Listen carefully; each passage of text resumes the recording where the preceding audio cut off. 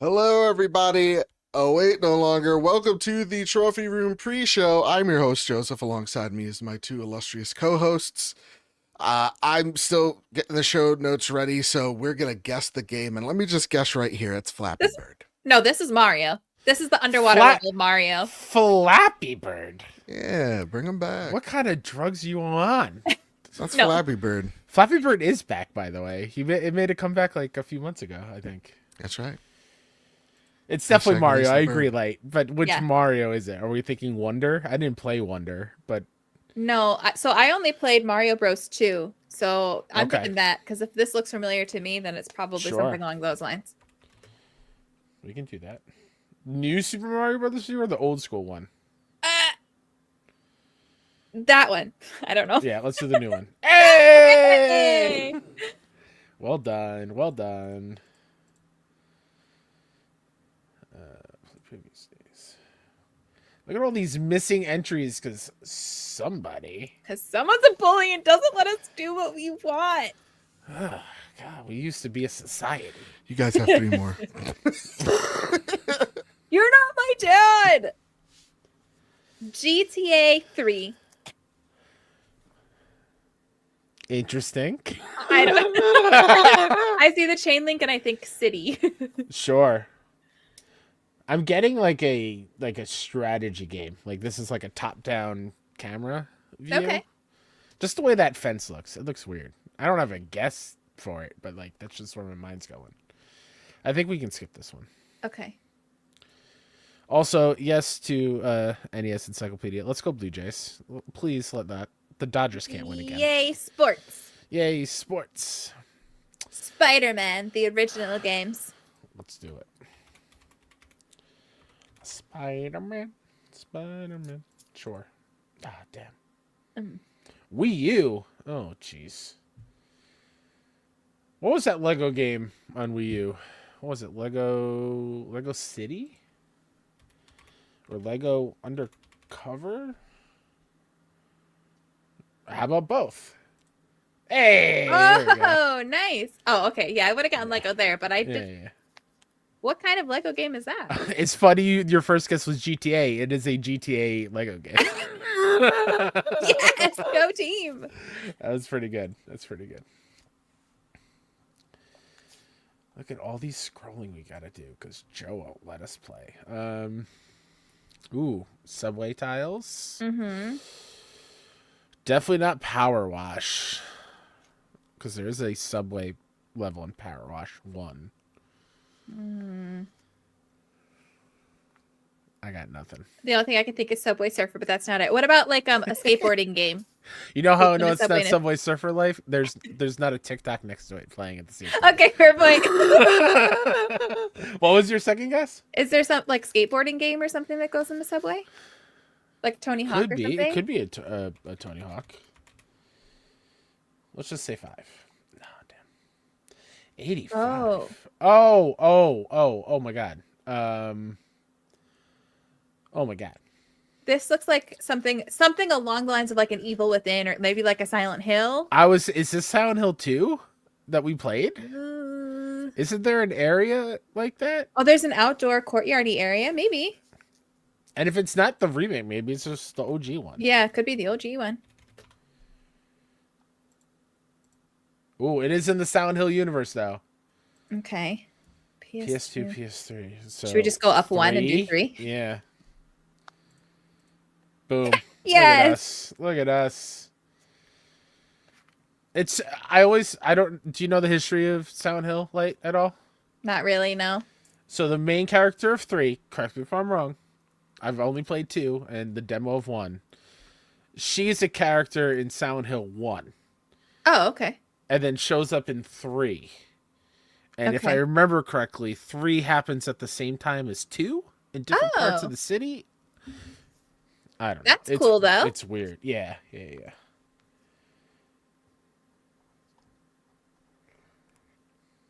similar to like how Resident Evil did it. I think 2 and 3, both of those campaigns happened in the same time frame. Oh.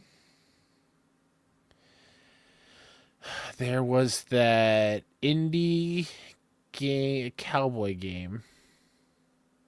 Hangman. Hangman's pretty good. I love a good round of Hangman.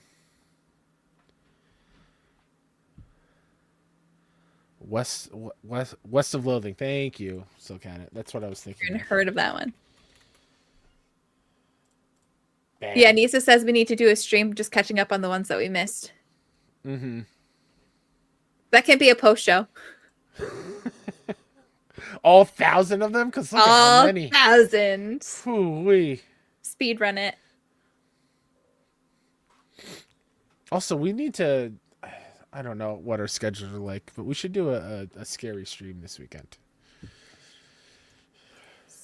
should. Play like Phasmophobia together or something. Oh my gosh, that'd be fun. I watched Weapons. Oh, you did? Was it good? I haven't seen it yet. Yeah, and it's one of those where it's like the more I think about it, the more I really like it. Mm-hmm. And like I walked in, like I like this. This is great. Towards the end, I'm like, this is a cult classic. And then like I'm still thinking about it, like obsessing. And I'm even more excited knowing, and I'm not going to spoil it for anybody because it just hit HBO Max. I'm even more excited knowing that he is directing a new Resident Evil movie. After a certain part at the end of the movie. Oh my God, I cannot wait. Nice. Very good. I let this be the last one. You're not my dad. I want to let y'all in on something. The last 3 nights, I have fell asleep at 10 o'clock like a good boy to wake up at 5 o'clock in the morning to go swimming. Wow. My body has adjusted to the time period. I've drinking coffee to prepare. Okay. But I'm going to crash at 10. I'm dying. I've got nothing. I had a nightmare last night that after my current job, I went and subbed the full day.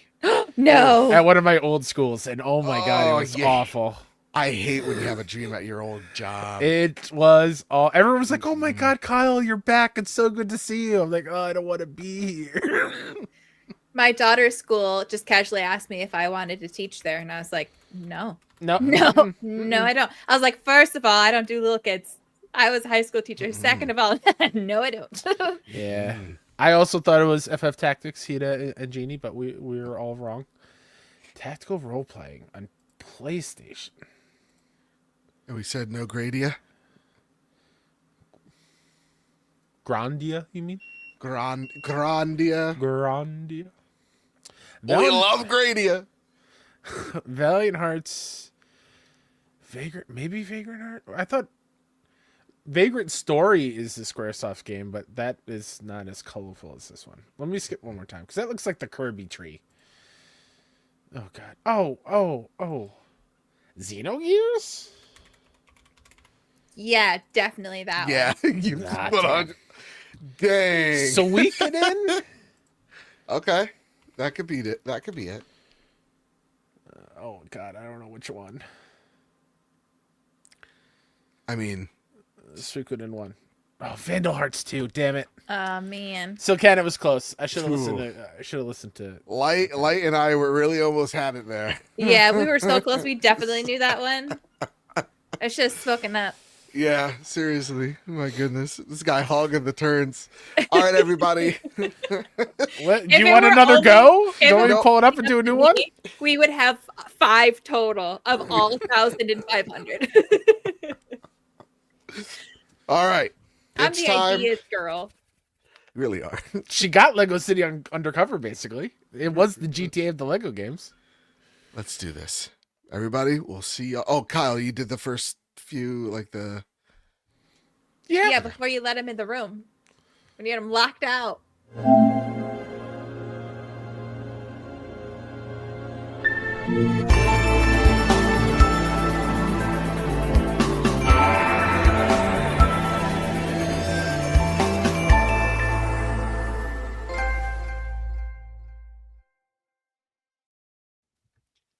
Oh, wait, no longer greatness has arrived. Welcome to episode 451 of The Trophy Room, a PlayStation podcast made by the players for the players.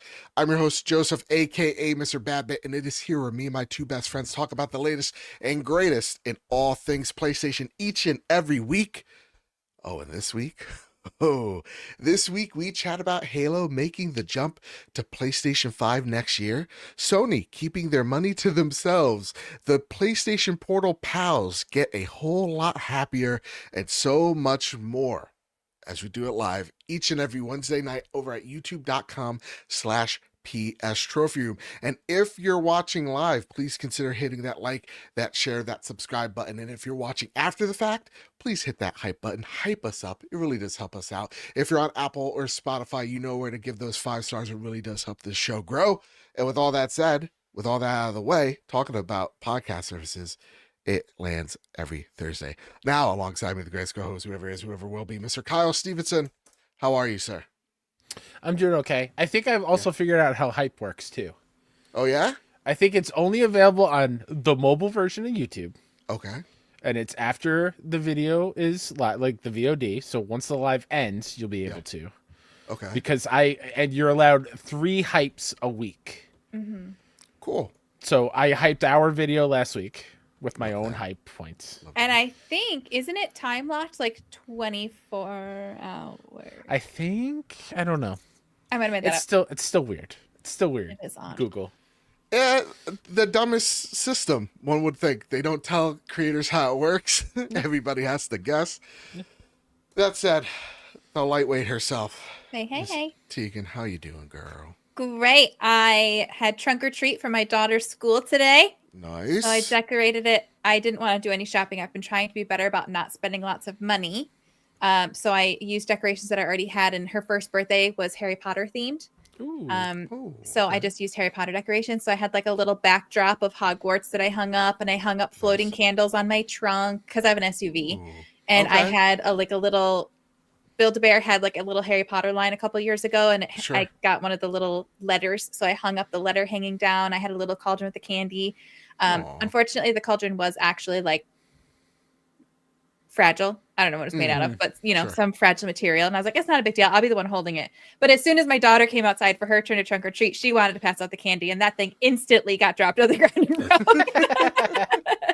Well, that's cute. It was great. It was so much fun. The kids were adorable, little costumes. We don't ever get trick-or-treaters at my house because I have a very long driveway, so no one dares even come down here. But like one of my favorite moments in my life ever was at college. Our dorm opened it up for kids in the town, which is a great setup for kids in college towns. Are you kidding me? And I was actually able to do the trick-or-treat experience and hand out candy, and it was the best. I miss it so much. That's awesome. Question. How do you deal with candy at your house? As someone, I'm trying my best to lose this weight, right? How do you fight not going through the bag and finding all the Reese's and then just taking the Reese's and hoarding them for yourself like smoke? I guess that's a better question for Mr. Light. Mr. Light's the one who does that. He digs out all the candies that he likes. I don't know. I think because we don't obviously we don't let her just eat whatever she wants whenever she wants, but because we don't completely restrict it, we're all just pretty good about only eating them when we actually want them, I guess. She's pretty good. Like right now we've got a big bag of candy on the table, but we're going to go trick-or-treating at our friend's house, so we're not going to need it anymore. So I did open it up for us to snack on, and she'll have like 2 little bags of M&Ms, but then after that she knows okay, we got to wait till after dinner. And I have a not great relationship with food, so I'm trying to not instill that with her. So we try to teach there's energy foods and there's soul foods.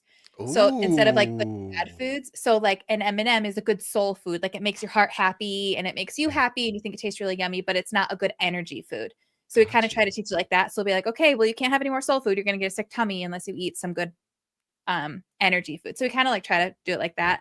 And then if there is a candy that we want, Mr. Light and I just go buy ourselves our own bags. So I'm right now, Halloween time, I'm obsessed with Milky Way. So I was going to say, what's your go-to Halloween candy? Is it Milky Way? I like Milky Way or Kit Kat. Those are my Okay. two. Oh, fair enough. Good choices. Good choices. Kyle, what say you?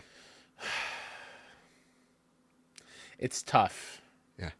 It's a weird one because I hate Tootsie Rolls in general. Tootsie Rolls suck.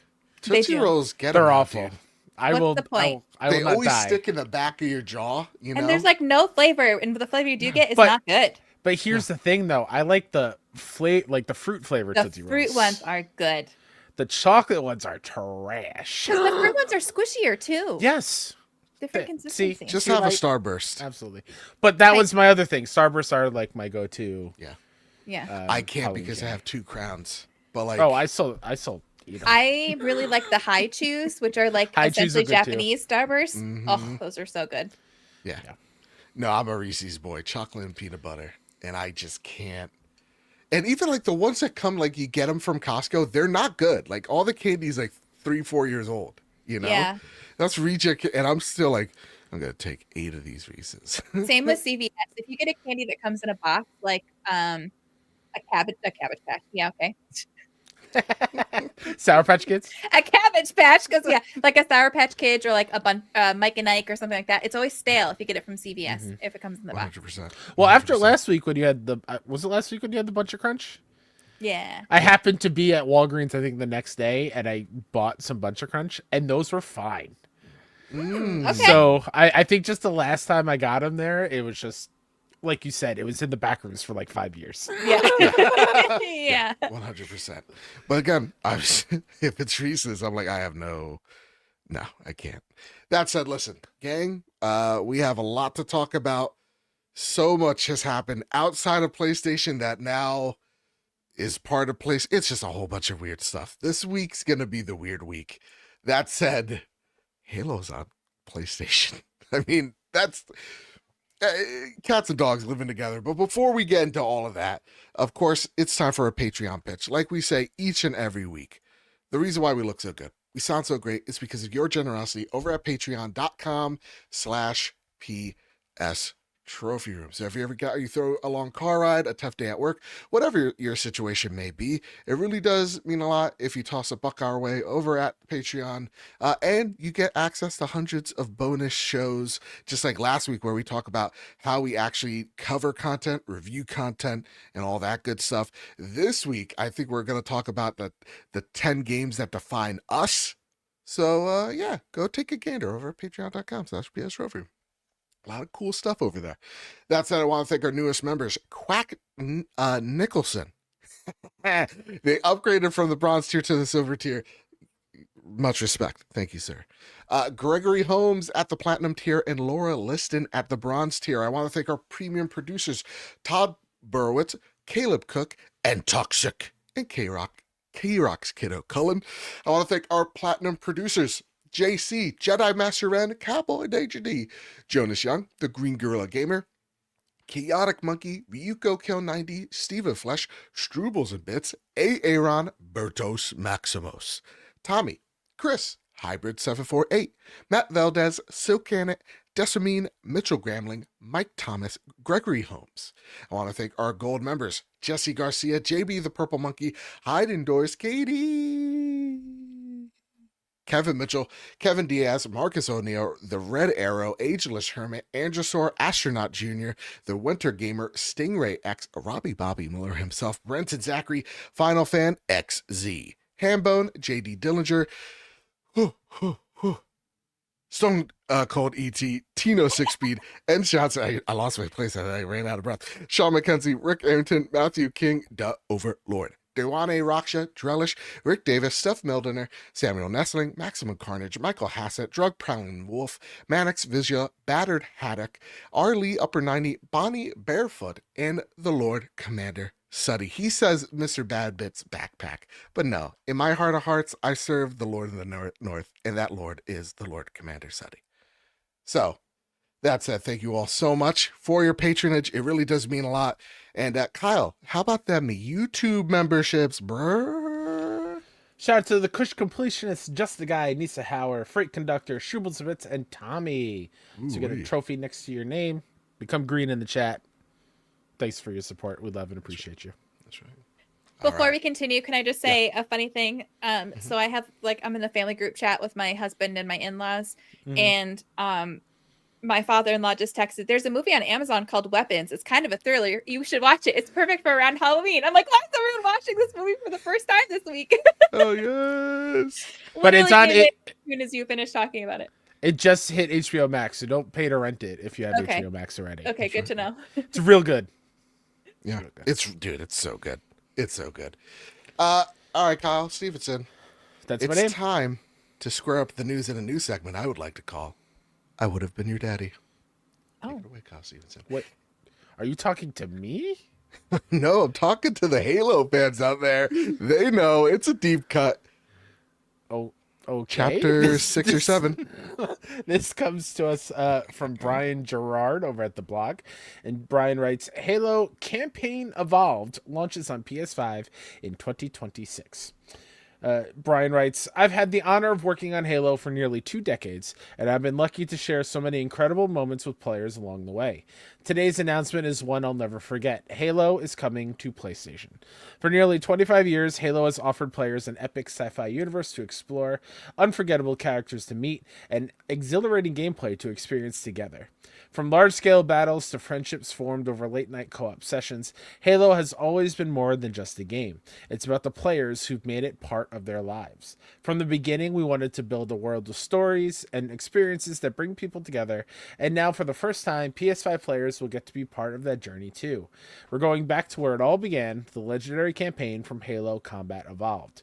For some of you, it'll be a chance to revisit a classic in a completely new light. For others, it'll be the very first time setting foot on the ring and discovering what makes Halo unforgettable. Halo Campaign Evolved has been rebuilt from the ground up to honor the original while modernizing the experience. The full campaign returns with every mission enhanced through high-definition visuals and all-new cinematics. We've also evolved the gameplay experience itself with smoother controls and movement, as well as improved wayfinding and combat flow. The soundtrack has been fully remastered, while the sound design has been rebuilt to deliver a more immersive experience. Combat feels sharper than ever, with 9 additional weapons from across the series added to the arsenal. You'll also find new challenges woven into the experience, including 3 brand new prequel missions starring the Master Chief and Sergeant Johnson, a decorated Marine who's been at Chief's side since the beginning. These missions are set before the events of Halo Combat Evolved and introduce new environments, gameplay, and characters. Vehicles remain a hallmark of Halo Sandbox, and this time you'll have even more freedom to wreak havoc. For the first time in Halo CE, you can hijack enemy rides and even take control of the Covenant's massive Wraith tank. And if you're looking for a new challenge or just want to shake things up, the campaign includes the largest set of skulls ever. Optional modifiers that remix missions and randomize weapons, enemies, and environments for endless ways to play. Some skulls push your limits, like one that disables your HUD entirely for a greater challenge, while others prove that not every fight has to be serious. Yes, grunt headshots still burst into confetti. Yeah. What makes Halo special isn't just the gameplay, it's who you play it with. Bringing Halo to PlayStation means even more players can share in that experience. In Halo Campaign Evolved, you can jump into 4-player online co-op with friends, or kick it old school with 2-player couch co-op on your PlayStation. Now with cross-play and cross-progression across console and PC. Halo Campaign Evolved is coming in 2026, launching day and date on PlayStation 5. We'll have more to share in the months ahead, but for now, you can wishlist today. Oh man. Can I just say, Yes. I've known this was coming to PlayStation for weeks. Yeah. And every time you talked about it on the show, I'm just like, Oh, very interesting. interesting. No, yeah, it's seriously Every single episode would be like, all right, like, what can we say? It's seriously been one of those like worst kept secrets of the industry. And even like as we've known this was gonna happen for a minute now, it still feels so surreal that it's now out in the wild. It's happening. It's here. And yeah, that's why like last week I was like, we're gonna have a video this Friday. And thank you guys for clicking on it. That meant a whole lot. But like you know, it's still so it feels weird to say Halo on PlayStation. So I think I want to do this like a gradual scale of like, Kyle, I'm gonna ask you, the person who has the least experience with Halo, now that you've had a few days to digest it, how are you feeling? Are you excited? Are you indifferent? What are your thoughts, man? As the guy that's been, you are, when I say this, you are the soul of the show. You are the only person on this panel that's been with PlayStation since the PS1 era, you know? So talk to me. Yeah. I'm stoked. Yeah. I'm excited to. Yes, I could already hear the comments being typed out now. Yes, I could have played it elsewhere in plenty of time. I had plenty of time, but I've dabbled. I played. I played. I think Halo 2 with some LAN parties in high school, and played Halo multiplayer here and there. I know literally nothing about the story and the campaign. I don't know who the chief is. I don't know. I only know the Flood by name. I know the grunts. I know these weapons just from multiplayer. I know nothing about Chief or Cortana or anybody. So I'm excited to finally experience it on my platform of choice, the one I prefer to play on. It truly is, and I don't know why I'm getting chills just thinking about it. It's truly a moment I don't think we would have ever seen before. Right. This is Master Chief is the Xbox mascot, much like PlayStation had Nathan Drake for a long time. And now that has evolved to Aloy and Ellie but like when you think Xbox, you think Master Chief. It's just like Nintendo has their Mario and their Zelda and their Links. Like this is crazy. This is monumental going to a direct competitor, quote unquote.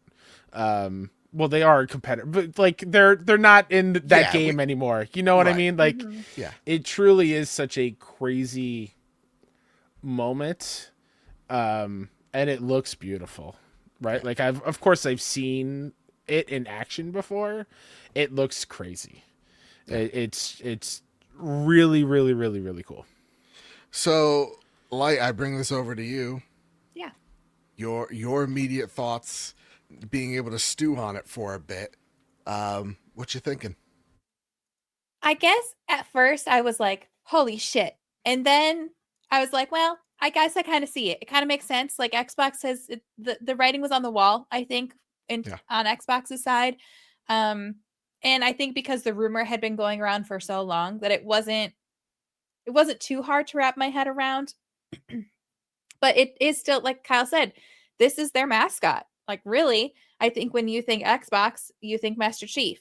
So this really does show you that their plan of attack is changing. It is not the old school console war anymore. And for them, their priorities have shifted. And I think that this is absolutely a sign of that. Yeah. For me, I am the Halo fan. Like, I know Master Chief's first name type of deal.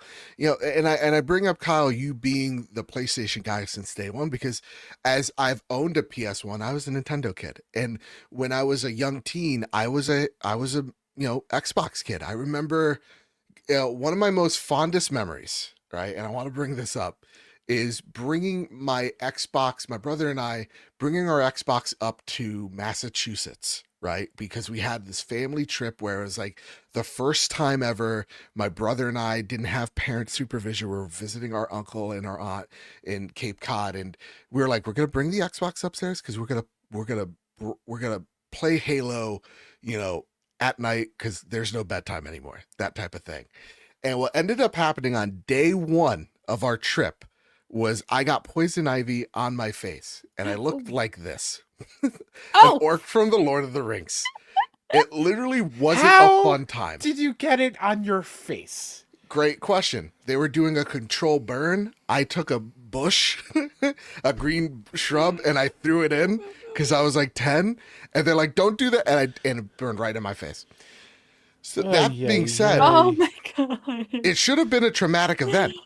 It turned into one of my most fondest memories because I was literally, for half of that vacation, me and my brother just played Halo on Legendary, just collecting all the skulls, like playing through the library, and I'm like just squinting to see.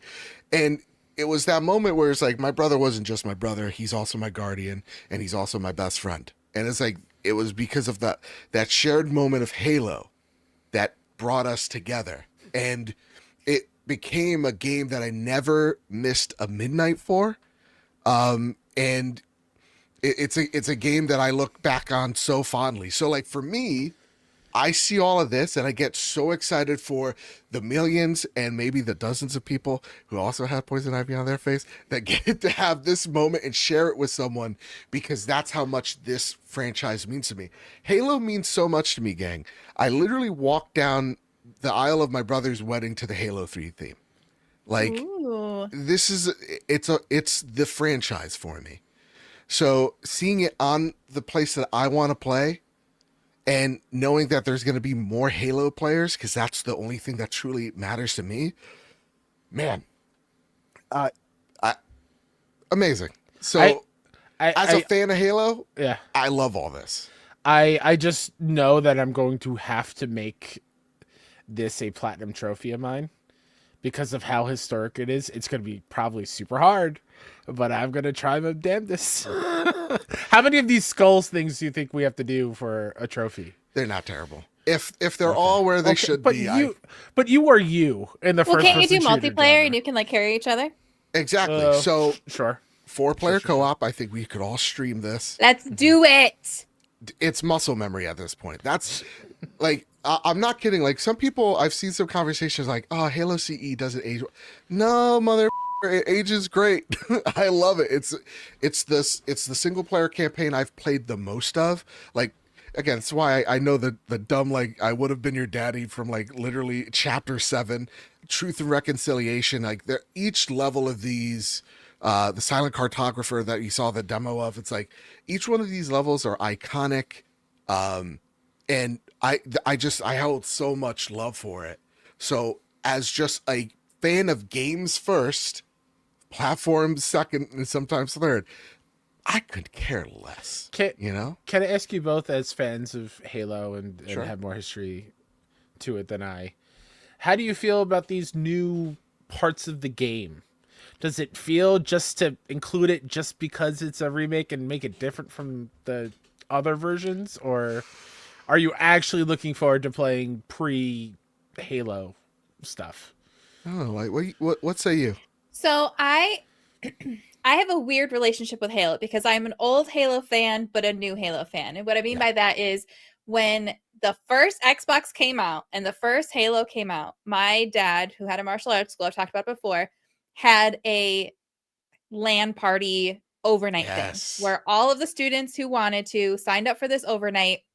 They all brought their own little TVs and their own consoles, and we did a LAN party on the training room floor. And we just played all night, multiple times. So I had only played like the LAN party. I had only played basically multiplayer. And I loved I loved, the death match, and the capture the flag was my absolute favorite. And I thought that was so much fun. I have such, like you said, Joe, such fond memories of that. Now, I thought I had played through most of the campaign for Halo. Turns out when I actually did my playthrough like a couple months ago, I really only did the first chapter. And I never actually made it past the first chapter. So in terms of the campaign, I am very new to Halo. I thought all these years that I had beat the game. No, I beat the first chapter. You're like, I was just playing Blood Gulch with my friend. Basically. But then I did do a lot of like a ton of capture the flag, like an unhealthy amount of capture the flag. So because that was also when I was in my Unreal Tournament era. So similar vibes. So I'm excited that they're adding a couple new chapters, if you will, a couple new missions.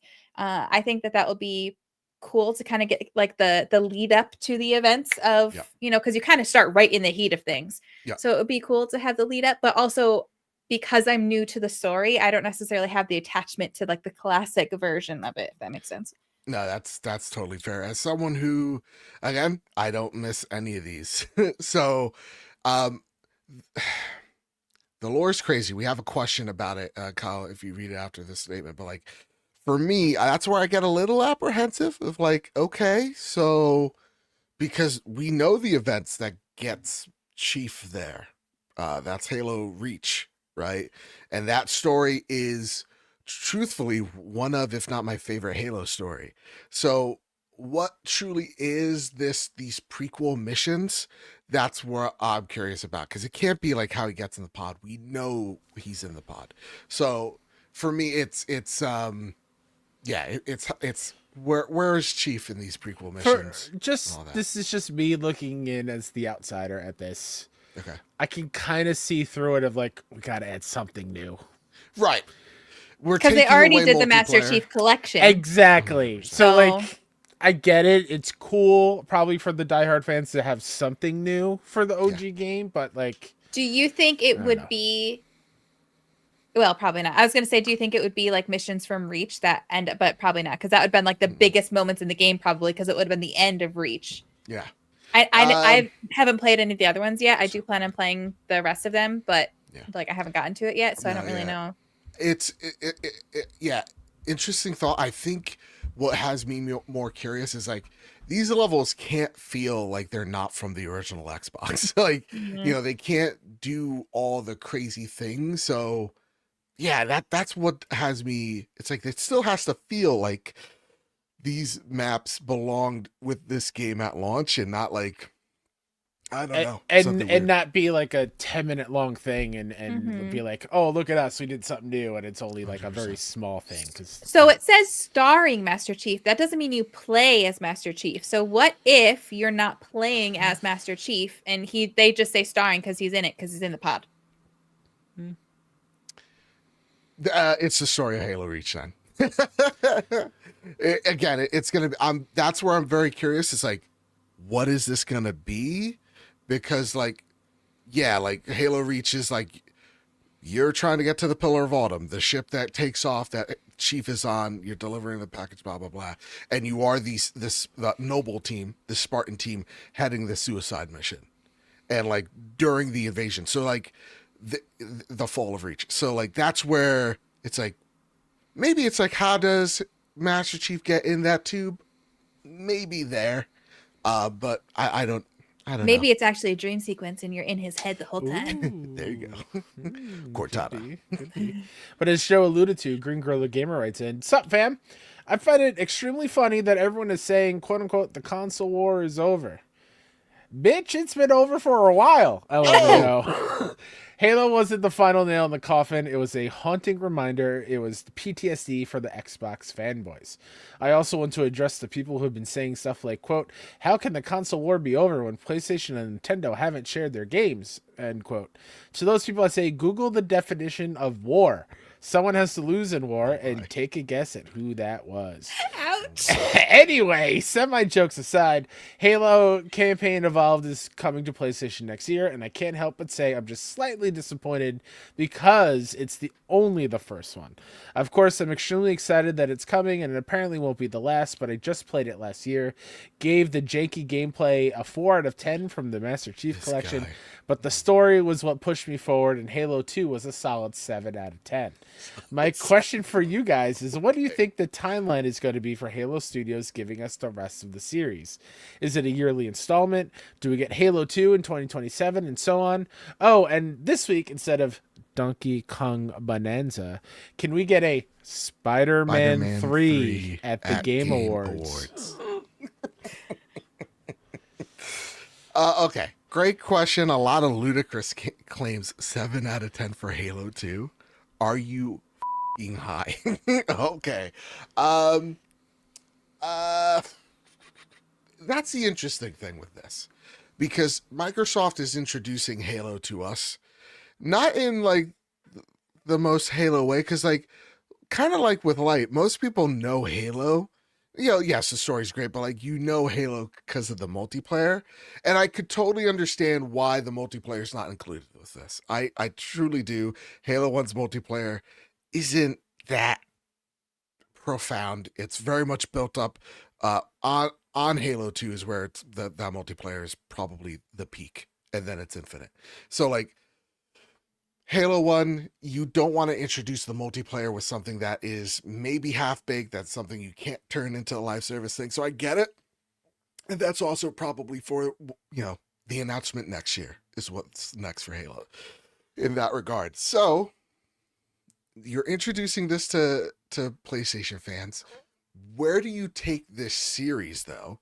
Because you can't just drop, here's Halo 1, and then, oh yeah, here's a new Halo game. It's like, whoa, you're introducing us to the first thing, and then all of a sudden it's like you started the book at page 1, and then you skipped midway through the book. You know what I mean? So where does Halo go here? Do we just keep getting remakes of, the next games? Or do we see something where they're like, okay, we're starting anew? They're like Star Warsing it, where it's like, we're going to take what we liked, kind of leave what we didn't. I want to go with Light on this one. Where do you think Microsoft should go in terms of continuing to introduce people to Halo?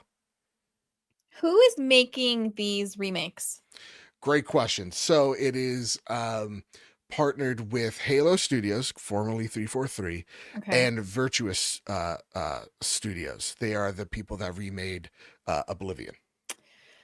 Because if Halo Studios is trying to work on the next actual Halo game, that's kind of a different story. I guess I would hope they would do one a year if possible. If they're making them from the ground up, I don't know if that's necessarily feasible or not. Yeah. But it could be one of those things like with I don't know if this is actually an example. I don't think this is really, I'm making this up. But like with Mafia, they remade Mafia, but then they remastered Mafia 2. Maybe it could be something like that, where they're doing, a completely built from the ground up remake for the first one and then remastering again, good old Skyrim version, to re-release it on the PlayStation so they can do it a little faster, because otherwise are they not working on a brand new installation, which I thought they were. So and obviously it could be different teams and things like that, but you also don't want to take resources away from either project because of the other one. So I don't know if that really answered your question, but I feel like if they're the best answer would be every year. I don't know if that's going to be the answer though, because as we know, Xbox does like shooting themselves in the foot, and every time they get something good going, then they kind of stumble a little bit. So sure. Kyle Stevenson, what say you? As someone who's being introduced to Halo for the first time, where would you like them to go after? I do think that the important thing to note is this is fully remade from the ground up. So like that is why we only have the first game for this one, to answer Green Gorilla's question. They say we'll hear more in the coming months. So this was the first time it clicked, Joe, because I know I saw it in snippets. I didn't watch the full presentation. And it makes sense with the name campaign involved that there wasn't multiplayer in this one. So like I'm wondering, like maybe at Game Awards is when they'll announce like a version of the multiplayer will be coming to PlayStation as well, and maybe that's their way to like get more Halo out there, and then maybe in a few years' time we get the rest of the Halo games in a collection for PlayStation right before the next main entry of Halo. Sure. Because I can't see them only giving us the first one and then whatever the next one is. Yeah. But I say that seeing as how what it looks like what they're doing with Gears, right? We got the first one. We're probably going to get Judgment. No. What's the name of the next one? Oh, so cute. He's trying to know. Gears of War 2? I'm talking about the new one, genius. Don't talk down to me. That made me cry. E-Day. Thank you. Yeah. Judgment was the oh my god, the BioShock Derek team, right? People Can Fly. Yeah. People Can Fly, yeah. Not BioShock, I'm sorry. I want another BioShock. What's the name of that game?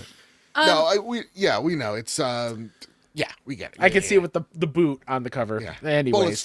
Bulletstorm. Thank you. But yeah, like that is the strategy there, it seems like, where we get the first one, then we get the next new one. So maybe they're gonna follow the same suit, and then every once in a while we'll get a new older entry on PlayStation. I think the more important thing here is thinking back, was it earlier this year, a few months ago, when Phil says there's like no red tape, like everything's on the deck, and after the mascot for Xbox is now coming to PlayStation, it's just a matter of time before we see Starfield and we see State of Decay and we see all the, like, we already have Forza, right? Like, so it's only a matter of time now, and it's cool. Obviously, as a PlayStation gamer, first and foremost, it's cool.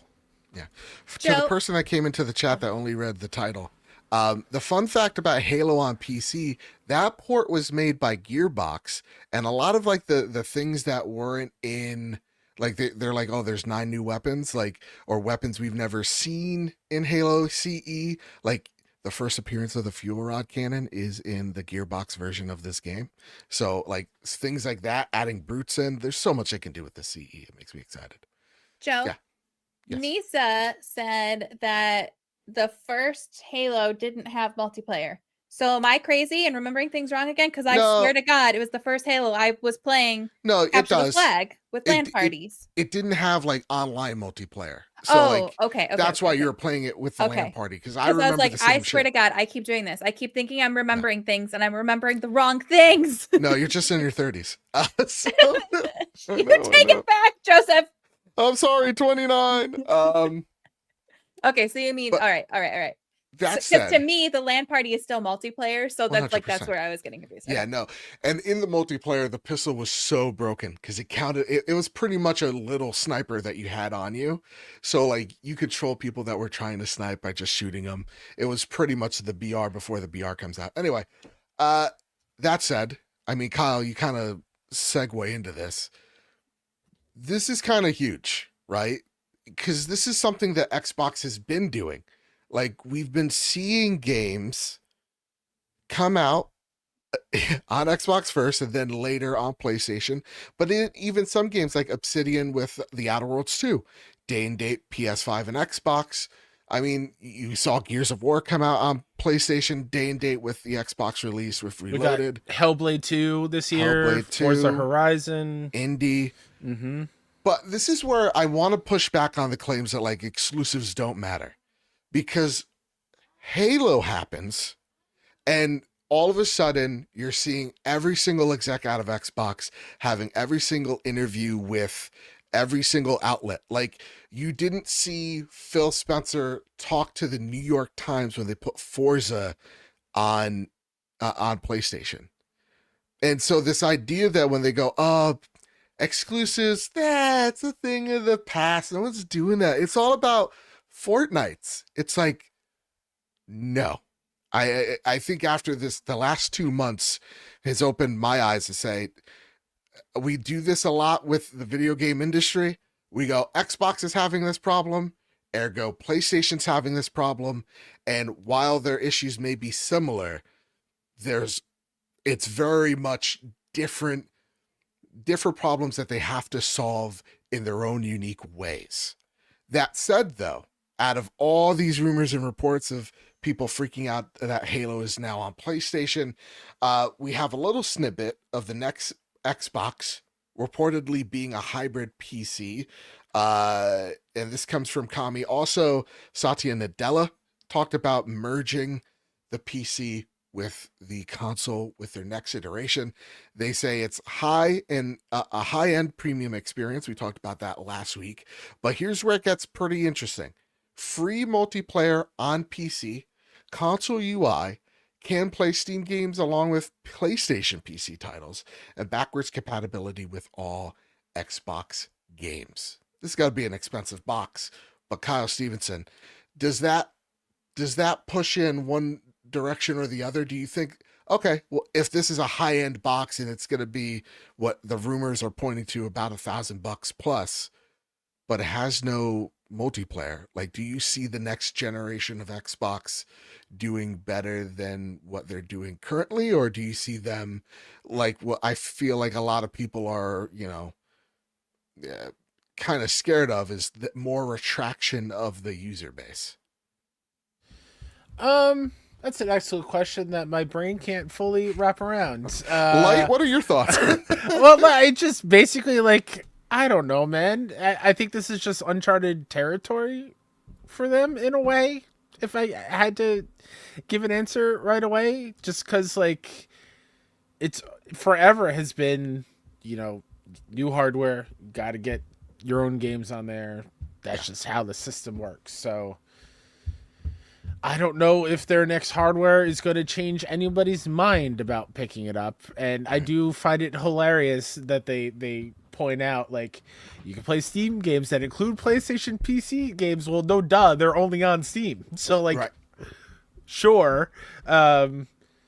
Yeah, I don't know if anything that I've heard from the hardware side of things, or whatever this next one is. I don't think anything is like, oh, I got to pick it up day one. Maybe I'll just upgrade my PC if I wanted to go down that route. It's fair enough. Nissa writes in, they called the Xbox One, Xbox Series X, NX a premium experience, remember. Correct.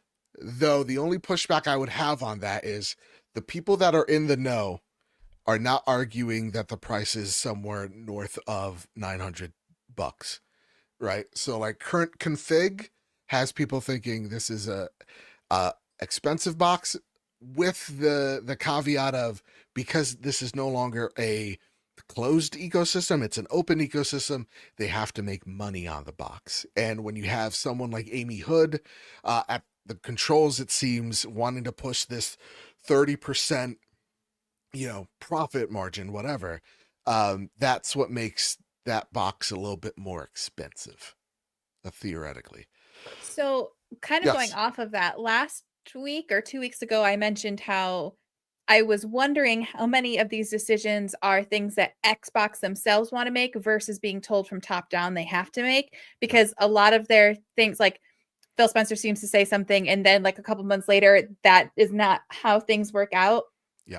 And based off of conversations I've had with people within Xbox versus things that are happening now, it doesn't necessarily always seem to jive with these new numbers, with like the whole 30% profit margin thing. I feel like that kind of solidifies in my mind that my theory that I had said last week or 2 weeks ago about certain things coming from Microsoft versus Xbox.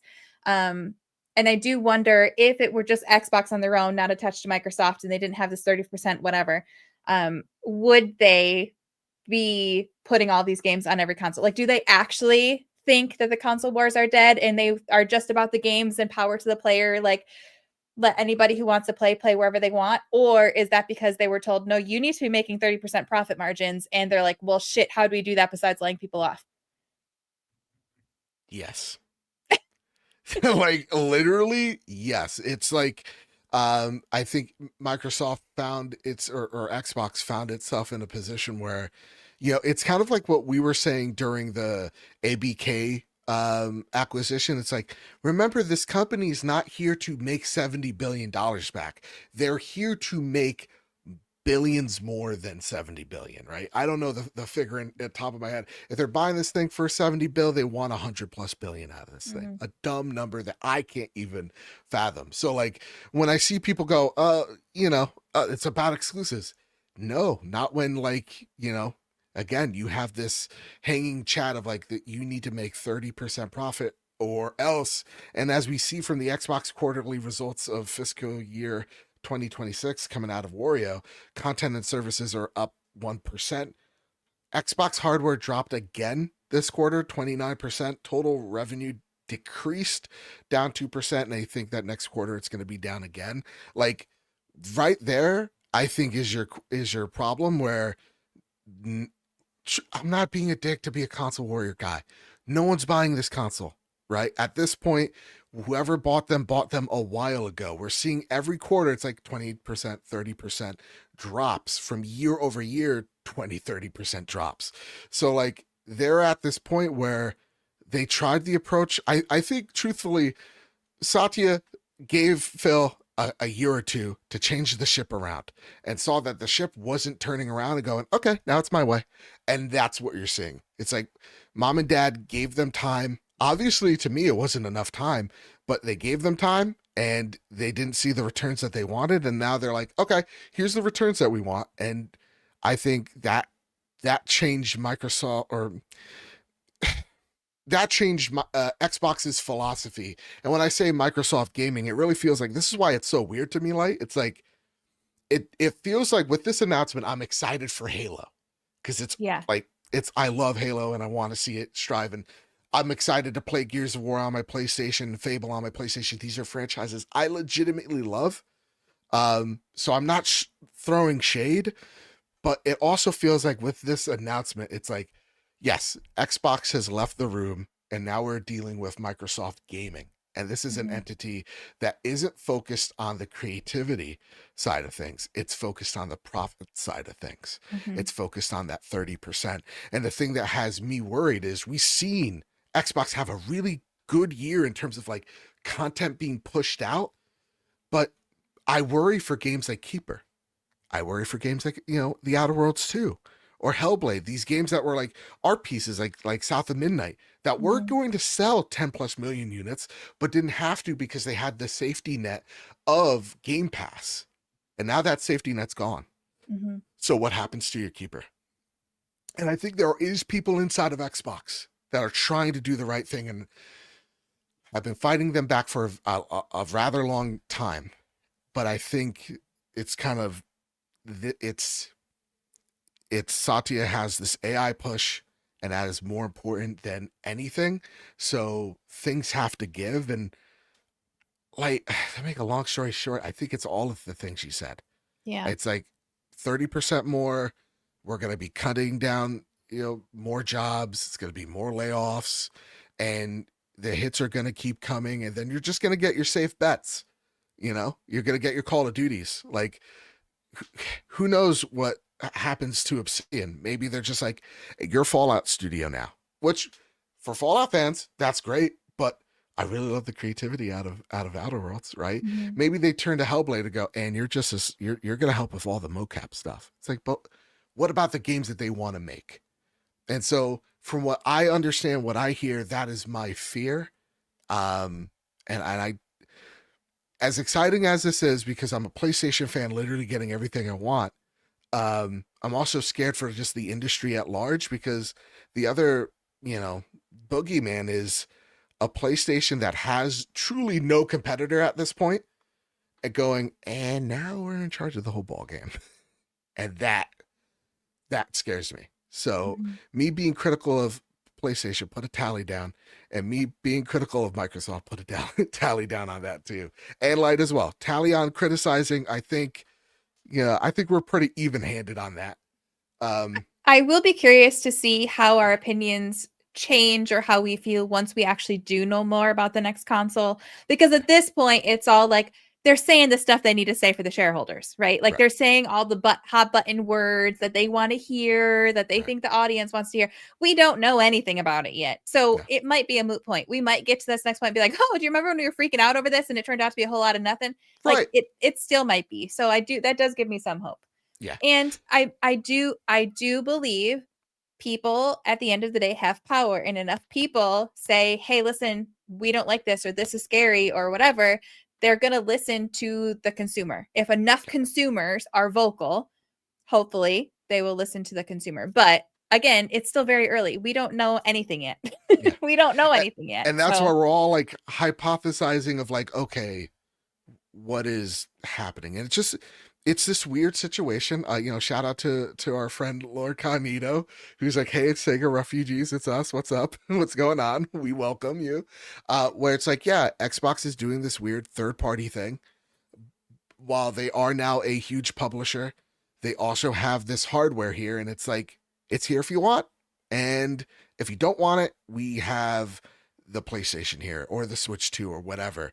They are trying to meet you where you are. They're done trying to sell you the box. They just want to be everywhere.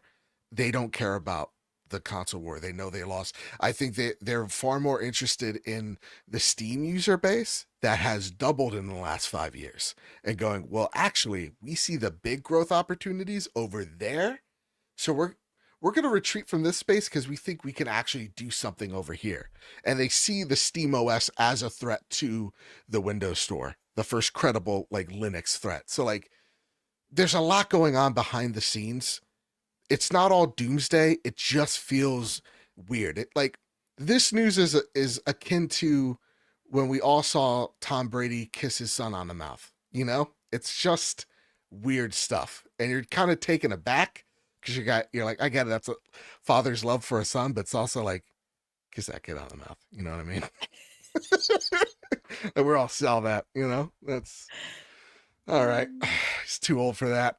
Kyle Stevenson, that said, anything else you'd like to say here? Halo comes to PlayStation. It's over. Console war over. PlayStation 1. Woo! Ewoks. They're partying in the forest somewhere. No one really won anything. It's kind of fucking stupid, but I won because I get to play an iconic franchise on my system of choice. Huh. That's pretty cool. And I think that's all that really matters. At the end Absolutely. At the end of the day, that's all the console war thing comes 100%. down to.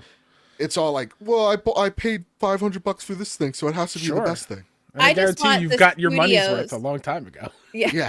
I just want the studios who make the games to be safe. Like Yes, at the end of the day, that's what I care about. And if Xbox is going to change its strategy, fine. Like console warriors can say what they want to say either way. I just want the studios to stop being impacted because it freaking sucks every day opening up social media and saying, "Oh, unfortunately, we have more lives." Oh, on every side of every console, everywhere. Yeah. And it's just that I just don't want that to happen. I don't want creativity and artistic vision to be squashed because of corporate greed. 100%. Maybe towards the end of the show, because to that note, like as well, because it's not in the show, just because we forgot to grab it, but like Amazon's laying off a bunch of their games team, Right. but also like how many news stories have we seen this week of game studios be like, we're all in on AI, Ugh. Right. to the point of like I think it's Crafton and whatever their umbrella is like, oh yeah, everything will be AI automated, even HR will be AI automated. Like, what a nightmare. Yeah. And I want to, maybe when I can find it, I want to bring up that video. I don't know if either of you have seen it or anyone at home has seen it, of some developer be like, oh, look at what AI made, and it's a version of an AI game made completely in AI, and it is laughably bad. The worst thing you've ever And they're fucking like, seen in look your what life. games could be. Look how awesome it is. And it's not. So I'm going to try to find that. Yeah, because I've seen that too. It's like, dude, this is a point and click shitty fucking like the guy's not even he's not holding the gun right, you know? But No, like it's But- wild. Rockstar did just come out. Well, not Rockstar, but a Take-Two. high up in Rockstar just Yeah. came out and was like, "Yeah, we don't see AI working for GTA because that's not that's not how it works."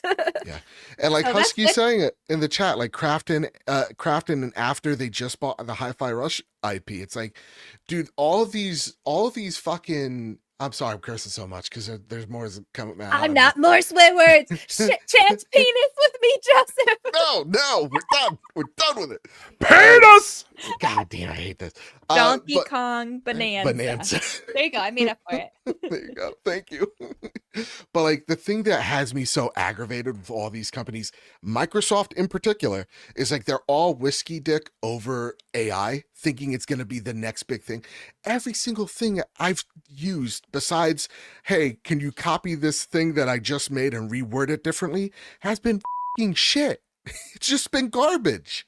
And so, like, for me, it's like everybody's pushing AI, and then you see these companies pull back from AI because it's not what they think it is. Yeah, Kyle, pull up this clip. Oh my God. Like, I don't know if you've seen this or not, but just I don't think I have. enjoy what AI made. Audio listeners, please come We're over gonna the talk video over version. Yeah, Yeah, you got but- this. Oh my God. It's incredible. So it's like a shitty bang bang. Like the visuals are cool, whatever. Has yeah, no stock. Look, They're not Where did shooting that guns. come from? Don't know. Yeah, let's go to Uptune. Yeah, these people just appeared here. Yep, look, the train And went through the disappeared. ladders The ladders just appeared. Oh, and the train is in the yeah. on the okay, platform. on the Mhm. platform. Thank you. It's a floating train. Yeah. Okay. You get to pick. Oh, Oh, you and the wanna go- wall opens, and now all of a sudden we're back on the platform. Yeah. Different gun. Physics. Yeah, different gun. Let's we're good. let's climb the subway exit. Let's jump Do a randomly. random jump for no reason. Uh-huh. Although that is pretty accurate. Look at the AC AC units, units, packed okay. on top of one another, because that makes a Okay. whole lot of sense. This is what AI makes. A bendy bar. Uh-huh. bar? Yep. What? Oh, but your Look at arms our can arms. grow. Yep. You have extendy arms. That's Now we cool. have a mini map in the top left corner. We didn't have one before, but why would we need it if we're choosing options? And also, why was there a manhole with steam coming out inside a building? Yeah. This is it. This is the it. future. This is the future of video games, what everyone's banking on, because good Lord. It doesn't work. That's the thing. It's like Husky, like AI was supposed to be a tool for the devs. That's it. These companies are trying to use AI to replace devs, and it's not going to work. It doesn't work. Like the Take-Two CEO coming out going like, no, we're not putting AI in our games. They're tools. Every time, like, like AI is not creative. We need creatives to make the games. And so like you're seeing all this double, triple, quadruple down on AI because right now, don't want to get political, but like you're starting to see people second guess the impact of AI, and they keep on going, no, no, no, shut up, shut up, shut up. It could do so much. Just give me more billions of dollars so I could pay 5 people to just make this bullshit. It's super annoying. And truly, I can't wait for this crash because for all these companies double down and replacing creatives for this garbage and not actually using AI correctly, man, oh man. And that's what kills me, because if we had just been, not thinking with the money dick and thinking with the logical dick, if that's a thing. Sorry, guys. No, as a guy, I No, can tell you that doesn't that's great. exist. We gotta funnel the blood into the correct one, and sometimes it doesn't go in the right one. Okay. AI could have been so helpful in every field. In every field, there are real practical applications for AI, and they're just not using them for that. They're using them for the stupid shit that we don't need, that are killing our environment. And meanwhile, they're like, and here's this impossible task for you to go make 30% more. They don't even call it like profit margins. They're like accountability. It's like, Yeah, Amy Hood, please get f***ed. Like, Satya, get f***ed. I hate you both. You're ruining. It is logical. Just don't think about it too much. All right. You know what? Let's talk about Don't think about it the too next much, story. and then it's very logical. Fair enough. I appreciate Mr. Light essentially saying, yeah, no, Dick is the downfall of us as people. Yeah. That's fair. Nissa just talked about how Microsoft's too big to fail now. No, I think, no. Dude, there's only 7 companies propping up the stock market at this very point in time. Like Mr. Light saying this, NVIDIA became the first $5 trillion company because of AI. What happens when the AI bubble, let's say it's true, and the AI bubble bursts? What happens to NVIDIA's stocks, right? That $5 trillion just gets erased. So like, no, they're not too big to fail. My problem is when this bubble bursts and they want the bailout, what happens then? So that's all I want to say. Kyle Stevenson, let's talk about the next story on the list. So yeah, console war's over. And this is a story I think we talked about last year of like a possibility. I got angry there. I'm so sorry. I feel like we always talk about Warner Brothers being up for sale, and this was the thing last year, and now we're back again. Games Radar plus Emily Garbut writes, Sony announces it won't be bidding to buy Warner Brothers because it's focused on, quote, growth markets like anime. Last week, it was reported that Warner Brothers Discovery was considering selling up, promoting multiple offers from several big players. One such big player who won't be making a bid, though, is Sony. Quote, we have... Do a Naruto run. Well, Kyle's talking because they're talking about anime. Go for it, Kyle. We have no desire for big mergers and acquisition deals in the U.S. film industry right now, Sony CEO Hiroki Totoki said via Nikkei Asia. Simply adding together the current movie studios doesn't strike me as leading to a big gain in profitability. Sony Pictures Entertainment isn't a big platform company for which scale is everything, so it can create its own position even without becoming one of the top players. The global market for anime is just dawning right now and will continue to grow by double digits for a while. We are focused on growth markets. It's important to have cooperative relationships that foster original works. How you hanging in there, Joe? You doing okay? Warner Brothers, hurry up. Warner Brothers is responsible for some of the biggest franchises in Hollywood, including the DCU, Harry Potter, and the Lord of the Rings, and the company owns HBO, CNN, DC Studios, TNT Sports, Cartoon Network, and more. Quote, whether it's for games, films, or anime, we don't have that much IP that we fostered from the beginning. We're lacking the early phase of IP, and that's an issue for us, Totoki said last year.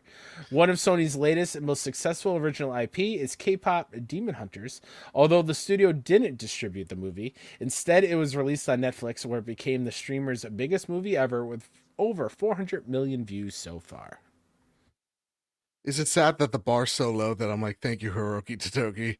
Thank you, Sony, for not just merging into another big giant conglomerate so you could raise the price of subscriptions by another $5. Kyle, Hi. looks like we're not going to buy WB games after all, huh? I mean, we can. Let us three, pool everything together. I have about $80 that I can contribute comfortably. Hey, better than the $3 of last week. Hell yeah. Hey, I got paid and all of it Growth. went away. Investment. Yeah. I'll just talk to my good friend Sam. He's good. I'll say it's an sure. AI startup. He'll give me $23 billion. The thing that bugs me about this is like when Totoki said last year, we're lacking early phase of IP. I don't know, man. That seems like a you problem. Why are you forcing, or why was the previous leadership forcing free to play games and whatnot, and like let's foster original ideas more. That seems like a you issue, not a which again is kind of what he's saying, but it's just like it's wild that you're even saying that. Like you should be fostering that in the first place. Yeah. It's like, hey, listen, I'm real bad at my job. I've been telling people just to make sequels of shit. I didn't even know K-pop hunters until Netflix said it. But I made the thing. But even then, they didn't believe in it themselves that much because they didn't distribute it under their umbrella. They had to sell it elsewhere. That drives me insane. I've been told all my life that these people, these rich, smart people, are rich and smart. I found more and more in my life that these people really just stumbled into fucking luck I've ever seen in my life. 1,000,000%. Because it's that quote's wild as all hell. All right, but Light, I mean, no purchase of WB games. Mm-hmm. That's good news though, because we don't need it.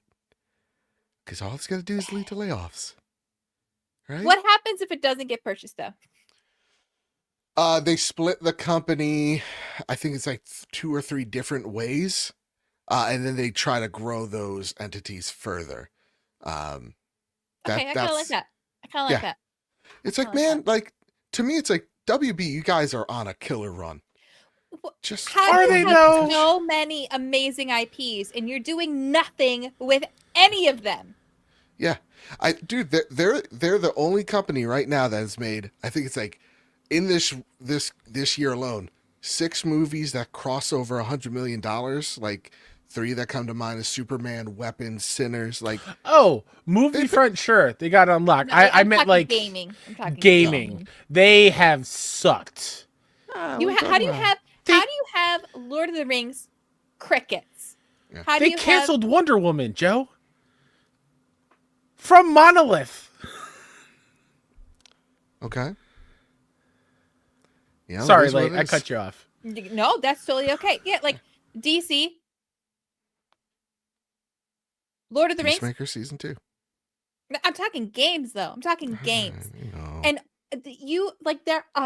I know that wasn't there just some rumor somewhere that they're doing a new RPG, Lord of the Rings, open world type thing. Yeah. So like, hopefully they are. And I know they just not too long ago had a Harry Potter game, but then they canceled the DLC. Which why? Why would you do that? That game made so much money. Why are you canceling the DLC? And then you have all the DC games that have been like canceled or last minute changed what they were, and then that made the game fail basically because they weren't originally going to be what they were. And then you have all of these. You own so many amazing franchises, and what are you doing with them in the gaming space? The last Mortal Kombat was good. It could have been better.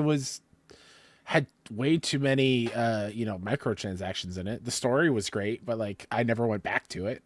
Like you own Cartoon Network. There could be so many fun games based off of like IP from Cartoon Network. Mm-hmm.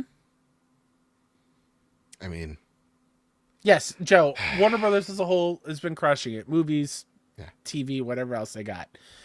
But when it comes to their games, they need to really let Rocksteady be Rocksteady. Let's not get their fingers. Truthfully, I could see. I think that like,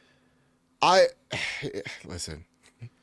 in the end, late stage capitalism game, if I had to root for any team buying this company, first off, it ain't Sony. This is the company that made Madam Web. You know what I mean? They made Craven the Hunter.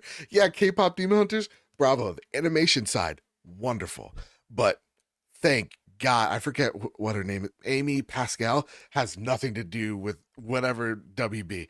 But as that said, I mean, Apple makes sense because those are things that they need. They need more things for TV. I mean, right now they just got admitted into the Game Awards critic panel. So like they're trying to do something. I don't know. In games, so like those things make sense. But at the end of the day, man, what happened to this? Hey, we're a company, we're crushing it, or we're getting better. We're just gonna focus on us. I don't know, I miss the good old days. They will. They'll just change the name of HBO again. It's Max HBO now. We don't know where to put it. It's HBO Go Max Plus Ultra Pro. Yeah. God. So yeah. Ad edition. If you want the ad-free edition of HBO Go Max Ultra Pro, you got to pay an extra $10 a month. We're serious. We're so cooked. All right, listen. Enough of me doom scrolling. It's time again. It's the flashes. Gotta run. Gotta go fast. Speaking of bad DC movies, Oh God. The baby scene, the baby in the microwave scene. that's the only scene I've seen. I haven't actually watched the movie, so I I haven't shouldn't either. talk. But I have seen that scene because it was going around socials, and based off that scene, no. All right, well that harshed my vibe. Thanks a lot, Light. PlayStation Hey. Portal. Hey, There's a look at this. transition. No, I love it. Could be getting even more compelling. This comes from Sammy Barker. The Sony handheld accessory, the PS Portal, has proven an enormous success with approximately 5% of PlayStation's install base has estimated to have purchased the remote play device in the US. Well, it could be about to get even better, assuming the screenshots from Reddit are accurate. A couple of pictures doing the rounds show images of deliver at all costs, the Outer Worlds store pages where it says pre-order to Steam and play instantly to release on PS Portal or PS5 with only with PS Plus Premium. I could confirm. I've been seeing that as well on my side. It's like, Also, hey, just to cover you from the commenters, please. pre-order to stream, not Steam. Sorry. No, you're good. We haven't been able to replicate the text on the PlayStation storefront ourselves, but if accurate, would indicate further improvements to Sony's cloud situation. So, cool little update for PlayStation Portal fans. Again, I think this is true, but as you just noticed, I have dyslexia, and that could have all been wrong. All right. Vampire Survivors adds a Balatro-themed expansion in the latest free update on PS5 and PS4. It adds Jimbo. Balatro's just everywhere. If you had told me when this game was first had a trailer that this would be just everywhere in every franchise, I would have been like, what universe are you living in? Mm-hmm. And now, look at us. Who would have thought? Not us. Talk about a developer that doesn't have to make another game for the rest of his life. I can only imagine. Lovely. All right, here's a cool one. Lulan, the Cursed Sand comes to PlayStation 5. This comes straight from the blog. It's an action RPG set along the ancient Silk Road in western regions of China.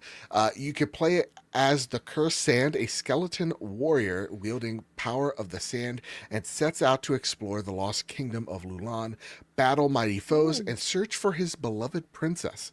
Inspired by the archaeological discovery of Zhanshi Princess, the story follows the Cursed Sand, a royal guard resurrected after death, as he embarks on the tragic journey to find the lost princess of Lulan. For the protagonist, we drew inspiration from the Lulan mummies and the iconic desert sand of the western regions, creating a dual form character. In the sand form, gold sand wraps around his body, a balanced fighter who wields the power of the sand. When he unleashes the sand, it forges massive sand blades. He shifts into bone form and a powerful stance built for one versus many combats. On his journey, he will face powerful factions, ranging from the Lulan Royal Army, who embody the power of the sun, to those frostbound spiders of the Western regions. We reimagined iconic landscapes of the Western region through the fantastical lens, from vast deserts to flowery rivers of sand. They really like sand. They're like the anti-Anakin Skywalker.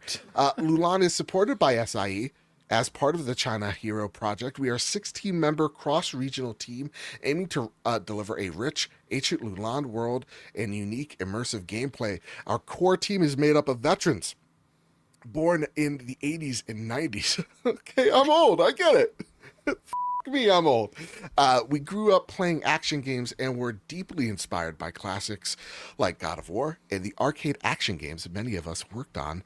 Action titles at studios in the US, Japan, including Santa Monica, From Software, praise be, Platinum Games. We are truly passionate about this genre and dedicated to pushing its boundaries. Kyle Stevenson Light, this game looks dope. For audio listeners, we have the trailer playing over on the YouTube version. Without you saying anything, I could tell they're inspired by the old school God of War games.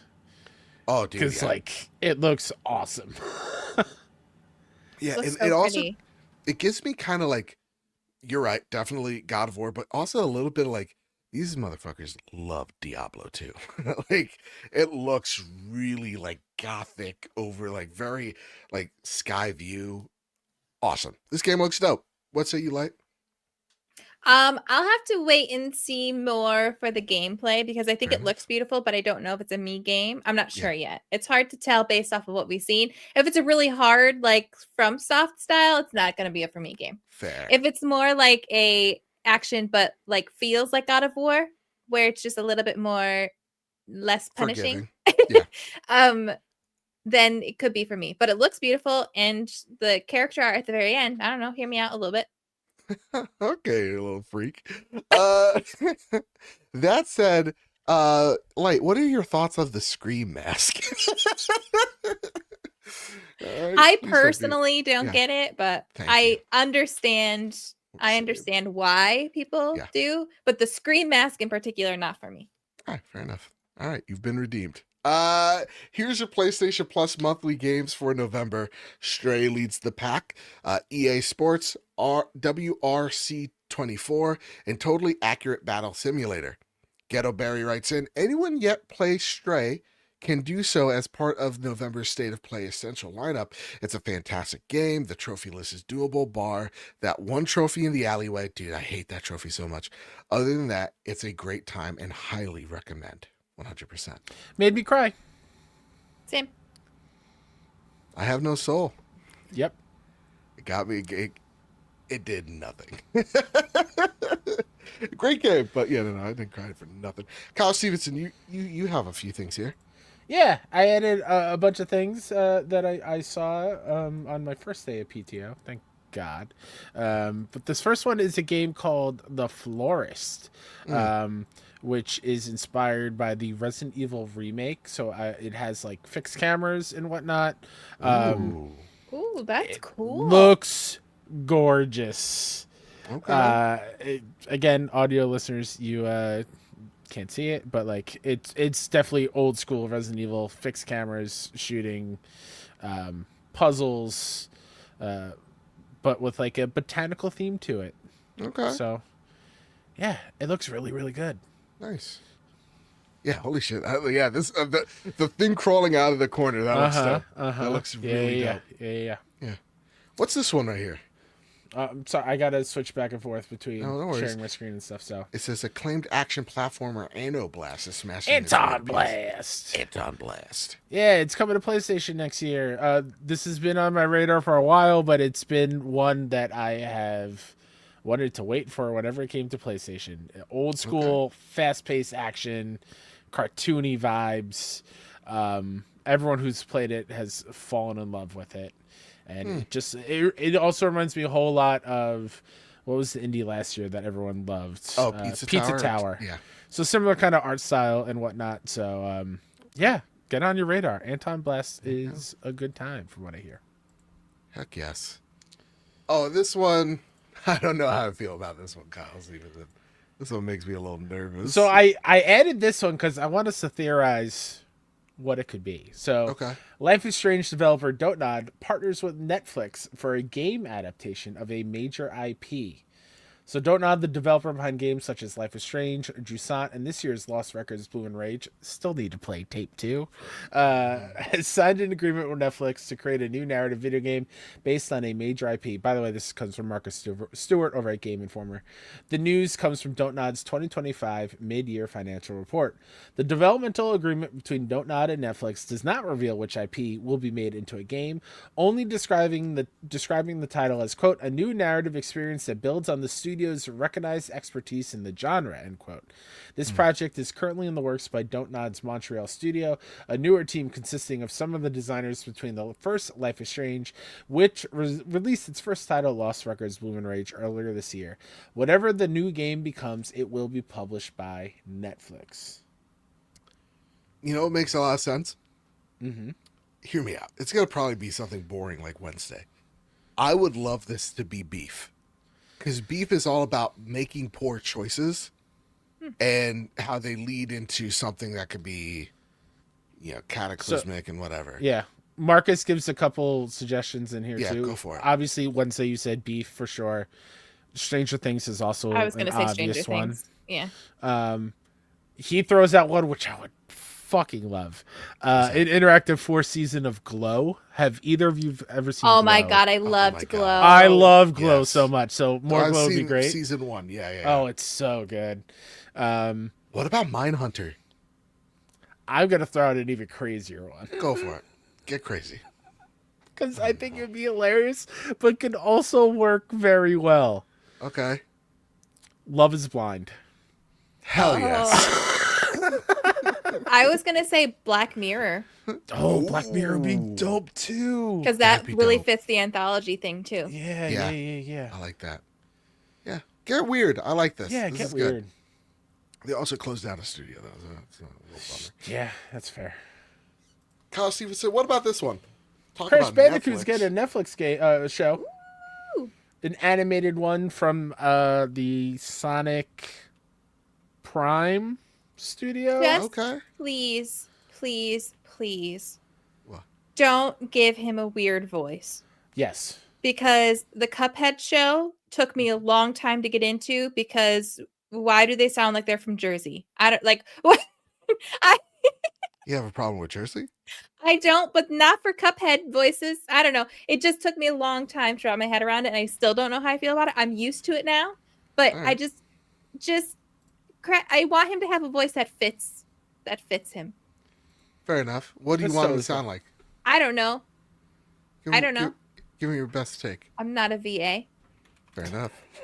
Kyle Stevenson, what do you want little Crash to sound like?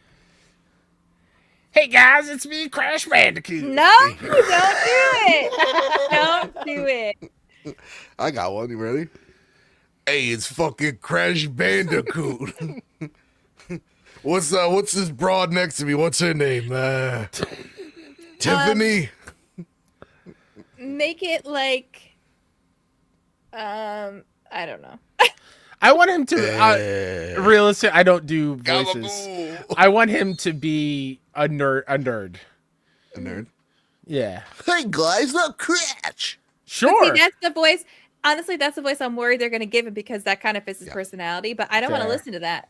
No. Fair. I don't want to listen to that. No, The fact me that neither. it's also in Netflix, like I could see them getting one of the Stranger Thing boys to voice him too. Fair enough. Like the one know? with the missing tooth. Yeah. Yeah. Gatton. He's pretty good. He's a great That's actor. pretty good. Yeah. Is he also the one who's like amazingly talented at singing? Yes. Crash Bandicoot the musical. I like that. Yeah. I like that. I have another entry to the Flash one before we get to the Please. last one because I forgot about it. One of my dream games got announced today. Fans of NBA Street, we're so back. Whoa. 3-on-3 arcadey, NBA officially licensed, street Yeah. game. Like, oh my God, we're so back. I'm so excited. If Who's EA making Big is this? not coming back, I don't know, but I think it's from some of the team is from the older NBA Street games. God, So yes. but the style looks great. I'm glad it's called Run. NBA The Run. I'm glad that they're fitting the same vibes of the older 100%. games. So yeah, I'm super excited. God, yes. Let's go. All right, Kyle Stevenson. Let's just read this. PlayStation is trying to scrub all the mentions of PlayStation concerts from the internet. So it looks like This we're not guy- going next year, guys. This comes from Liam Croft over Push Square. The chances of any further PlayStation concert dates going ahead next year as the tour is set to hit the USA seem increasingly unlikely. It's been noticed that a further 11 stops on the USA leg of the World Tour have now been canceled, with Ticketmaster no longer listing them as up for purchase. Only a few cities are left in the Ticketmaster search that allows you to find tickets, with the rest listed as canceled. What's more, VGC has spotted that the official webpage for the PlayStation gig has been taken down, and the link directs to a 404 error page. This follows on from concert cancellations across Europe and the USA for the rest of this year. Sony is yet to comment on the situation. Where some dates are canceled, others aren't even listed on the venue's official websites, throwing into question whether they'll go ahead. When we attended PlayStation the concert earlier this year in Scotland, we found it to be a fun enough time as a PlayStation fan. Quote, if you have an emotional attachment to some of these franchises like I do, then the experience of listening to them in a big stadium surrounded by hundreds of PlayStation fans with a mostly live band will be enough to ensure a good time. And that's exactly what I had, a good time. I just wish it covered a wider gamut of PlayStation's history and had done more to remain truly live, end quote. So we're never getting it. Ever. That's fair. And that sucks. I mean, if it was mostly live, it's not all live. I just mean the idea of a PlayStation concert is such a home run. Apparently not. I don't understand. Wild stuff. All right, gang, listen. We're never going to get to hear the orchestra. But you know what we get to do every single week, hopefully? If time permits, we get to play some games. Kyle Stevenson, I want to start with you, dude. What you been playing, man? Sure. Did not get to play any of Outer Worlds 2, and I apologize because I said I was going to, and it's been another really terrible mental health week, so I haven't gotten to it. But what I did want to do, because we did get a code, Joe, please remind me who granted us the code for this one. Was it Dotemu directly? You're muted, by the way, Joe. Dotemu, correct. So shout out to Dotemu for the code. I've been playing Absolem. They're beat 'em up roguelike for a few hours now. And I hate to say it, Light and Joe, but we have another Game of the Year contender on our hands. No. We just got ball and pin, No whatever. more allowed. I understand, Okay. but listen, this is like the full package. Joe is playing some gameplay here on the video portion over on YouTube. From IGN. Yep. From IGN. The game is drop dead gorgeous. Like I am, every new screen, I am in awe at the visuals. Okay. The soundtrack, oh my God, let me pull it up to remind you, because I didn't realize the soundtrack went so hard and who they have working on it. It's from, I believe, Mick Gordon. Gareth Coker from Ori, Halo, Halo Infinite and Prince of Persia, Mick Gordon, Doom Eternal, Atomic Heart, and Yuka Kitamura, who did work on Dark Souls and Elden Ring. The music goes hard, Joe. It's so good. And it's doing roguelike things so well. So like you collect crystals and gems, and you get these seeds and whatnot that level up your relics, which are like your special abilities that you come across, similar to like Hades and boons. And then you also get another one that unlocks new ultimates. There you go, Joe. New ultimates and special abilities on your R2, which are the little blue bars underneath your health bar for your mana. And the enemy variety is great. The voice acting in it is stellar too. You come across new missions every once in a while, which will unlock new areas of the map that you can go back to and fight new bosses and gain new insight. It does it at the end of the day though, it is a beat 'em up, so I do find myself just mashing the square and triangle buttons for attacks, but it does. And Joe, I think a reason why you're gonna love it specifically, I don't know how either of you, whenever you play a beat 'em up, I rarely block. It's just not something I do in beat 'em ups. But in here, you kind of have to. And circle is like your parry and block. So you have to time the attacks to deflect, which will nullify any damage. But if you use your triangle attack, which is like the tech attack, if you time that correctly, you will throw them off balance and then get a combo in. So that like that's kind of like your riposte in a Souls like game. The gameplay is super deep. I just can't get over how beautiful this game looks. Yeah, it's really awesome. And as Joe has Husky's comment on screen here, I have not dived into any of the co-op as of yet, but and I've only played as the dwarf Carl with the blue beard. He's awesome. But I've unlocked Frog Boy, Wizard Frog Boy, which is cool. I'm excited to use him.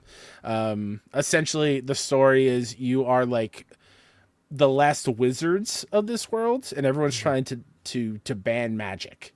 So you are trying to go up against the evil Azra, who is trying to rid the world of the root mother, who is your mom, and get rid of all these wizards that are trying to take them down. It truly is something really, really, really special, and everyone should give it a try if you're into like a beat 'em up, or if you know Dotemu's like lineage of games, like the Streets of Rage games, the Turtles beat 'em up from last year. And if you like a roguelike game, this is definitely one that you should play for. Sure. So if you guys didn't, I mean, for audio listeners, I just bought the game. They said the composer of Elden Ring and Mick Gordon is on this. I'm in. Awesome, man. And I mean, the game looks stunning. Dotemu refuses to miss. They're so good at this. So and they have the Marvel Cosmic Invasion in a few months too. Like they're going crazy hard. And they got the Scott Pilgrim game, I think next year. It's so like relax, Dotemu. Calm down. That's awesome. The only nitpick I have is sometimes the pickups are hard to see on the screen. Okay. That's really the only thing. But yeah, it's stellar in every other way. It's really awesome. I've come to this point, Kyle, where it seems like every other game, I'm like, this could be up for Game of the Year. This could be up for Game of the Year. Like, legitimately, I played, what was it? Metal Gear Solid Delta. I was like, this could be up for Game of the Year. I play Silksong. I'm like, this could be up for Game of the Year. Play Ghost of Yote. I'm on the final level. And then all of a sudden, I'm playing Ball X Pit. I'm like, yeah, I would like to get my revenge. But not to mention Death Stranding, Silksong, Claire Obscure. Right. It's insane. It's insanity. And so, like, wasn't Blueprints this year too? Yeah, yes. Blueprints was also this year. That? Hades 2 also launched this year. Like, it's nuts. It's nutty. Like, is there anything you've been playing thus far? I haven't posted it yet, but I just finally beat Final Fantasy VII Remake. That was a lot of fun, although I was raging at the end. No spoilers, but the final like whole boss segment, I made it like I was probably fighting through the final boss for like 30 minutes and then died and had to go all the way back to the beginning. And I didn't feel like I should because there was like different phases where you actually moved to different parts. So in my head, I was like, oh, it saved. Mm-hmm. It didn't. So I had to redo the whole thing. And I was livid, to say the least. So other than that, I loved the game. I thought it was brilliant. I was gifted a code for Dispatch, and I'm really excited to be playing through that. So I'll be playing through the first 2 episodes of Dispatch. Nice. And I don't know if it's still open. I have to check, but I was also given the opportunity to play the new Halo Campaign Evolved demo. So I want to try to get into that if it's still available, but I don't know if it is, and I just haven't had any time. So That's fair enough. But those are the things I will be diving in soon, and then I still need to beat Yote. Yeah, same. What's going on?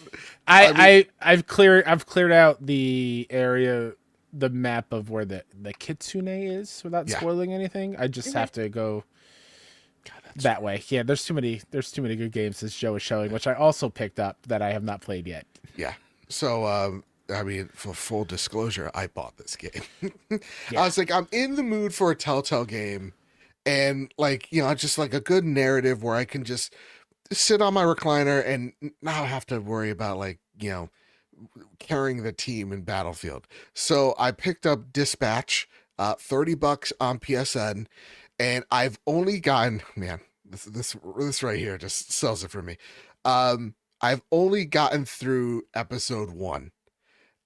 This stars Aaron Paul and pretty much the whole cast of Critical Role and a whole bunch of famous YouTubers. But you are following a dispatcher who dispatches superheroes to various crimes along the city, as you are also trying to find a supervillain that you want your own type of revenge story on. You're following Aaron Paul's character as he's traveling through this world where superheroes are just a thing, and they're so a thing that they've also been corporatized, so it's kind of gives that The Boys feeling to the universe. Overall, this game feels like to me what modern WB animation meets Invincible animation from Amazon, and it gives a good blend of, like, yeah, you got some adult humor in here, but you also have some incredible animation where there are times you forget you're playing a video game, and you have to be reminded to yourself. You're like, all right, this is a game. This isn't a show. It's just, it's so immersive. The character writing is so great. And then the gameplay is about making those choices. And really, at this point where I'm at, again, literally only episode 1, but it looks like I'm binging this, is that you're defining who your character is as a person, what their moral code is, but also the other gameplay element is you are dispatching them to crime scenes that you think fit their personality or fit their mold. It's really good. The writing is terrific, and it really does give me the feeling of, you know, the old peak of, you know, Telltale, where it's like, it's The Wolf Among Us. Like, that's Where's the the vibe sequel for that? Come on. And truthfully, it's like, it's in this writing. Like, the writing is just phenomenal thus far. So I really can't wait to get to play more of it. It seems like it's an hour each episode. And so I can't wait to really sit back down this weekend, kind of just binge this thing, because I've been having just so much fun. And I like the episodic feel, because it looks like it releases 2 episodes each week until the mid-November, if I'm not mistaken. Awesome. Because it gives me that something to look forward to. So it's like, oh yeah, no, I'll definitely dive into this and, like, you know, just sit back, relax, and just enjoy my time with these characters. So yeah, in between Ball X Pit, which I'm hitting my head against the wall on because I'm really bad at the game, but really love it. This is a really good break in between that. It's, man, game's so good. we're in that, like, even playing Dispatch, I'm like, this will definitely be somewhere in our little award show later at the end of the year, for sure. It's a terrific story thus far. All right, gang. That said, it's time for one of our favorite segments. But before we get into it, is there anything we're holding on to? Anything at all? I got post-it notes. I'm Master Chief hanging. pillow. Oh, you suck. Joe, not you, Light. No, I know. I got the unopened God of War controller that I'm gonna unbox as Kyle reads what's coming out this week. How dare you? Games are not slowing down in the slightest, everybody. First off, next week, just so I'll share the trailer because I'm so happy it's coming to PlayStation. Game of the Year nominee Ooh. last year, 1000X Resist is hitting your PlayStation. I've heard it is an incredibly emotional narrative story to tell. It's won many. Oh my god, that's awesome! I didn't realize that was in it. I haven't seen that trailer. What? Oh, did it say 6-1 Indy? No, it. Hold on, I'm gonna rewind it. I'm gonna cry. I didn't realize they included it in there. Look at it. Indie Game Awards winner, best narrative. Oh my god, that's so cool. That's awesome. Holy shit. Yeah, it comes out to PlayStation. So I'm very, very excited to actually play it. Everyone that's played it has spoken volumes of the story. It definitely needs to be played by everyone. Support this team because they're wonderful individuals and humans. Yeah, 1000X Resist hitting your PlayStations on November 4th. Hell next yes. week. By the way, next week's November. That's insane. 4 weeks. Also till on November Thanksgiving. 4th, Age of Empires 4 Anniversary Edition comes to PS5. November 4th also is Football Manager 26th. November 4th is also Master Lemon, the Quest for Iceland. Full disclosure, that is a Vicarious PR client that I am not working on, but it is through us. Satisfactory comes to PS5 and PS4 on November 4th. Biped 2 comes to PlayStation on November 5th. Siberia Remastered comes to PlayStation 5 on November 6th. Anima Gate of Memories 1 and 2 remasters comes to PS5 on November 7th. Good lord, Kyle. And on November 6th, another trailer that I do want to share while Joe shows off the controller and makes me even more jealous as I sit here and weep internally. Unbeatable comes to PS5 on November 6th. Please get this indie on your radar, everybody. Their pitch on Steam is incredible. It's a game where music is illegal and you do crimes. And yes. It's awesome. It's got rhythm gameplay similar to like a Guitar Hero and whatnot. Nice. It is it's awesome. So yeah, next week another really, really, really busy week. Ooh wee. Yeah, can't wait. Go. As I talk, you go share that link with Mike and have yourself a high five. I'm going to. Yeah. That's exactly what I'm going to do right so now. Awesome, dude. And to see that your general reaction of like, oh shit, I did not see this up until this I point. did That's it. awesome. I just pulled up a random. It's the random first trailer. thing too. I love that. Oh, that's cool. It's time for our favorite segment. First off, last segment. Look at this beautiful controller. It's nice. It's looking good. It's looking classy. It's time for the Sony Pony Express. Aw. That's right. Katie writes in, hello, Trophy Room Trio. Hope you guys are doing good. So it's finally happened. Now that we have both Gears of War and Halo on PlayStation, something that people never thought would happen. But in this day and age with the industry, it does make sense.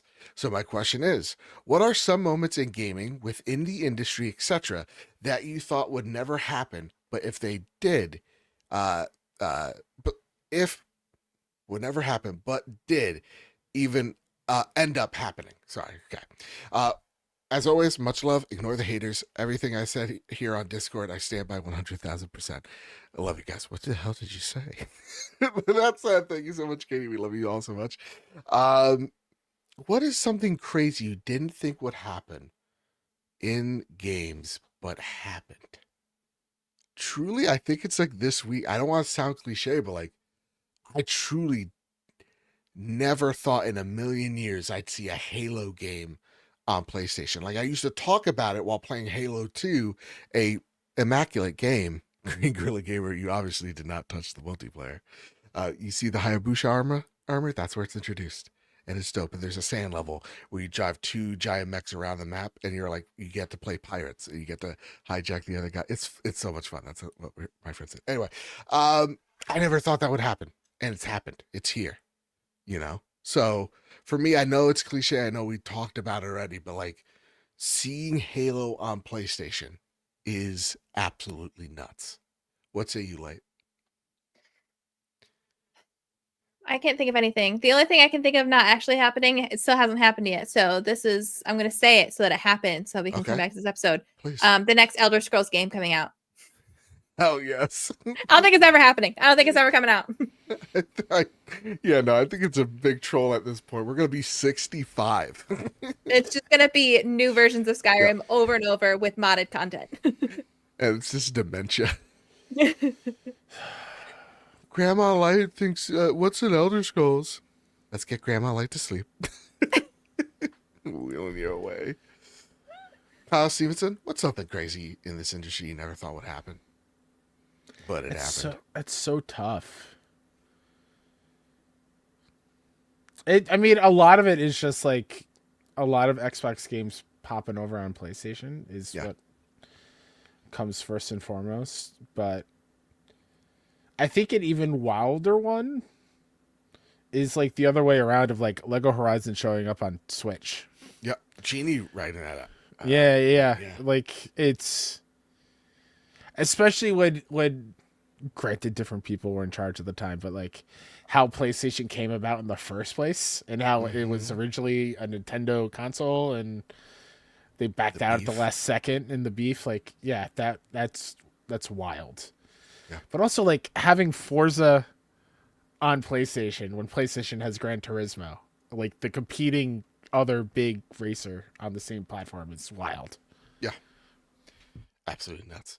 Hey, friend of the show, Mr. Light, writes in. I've heard Who's that guy? I don't know.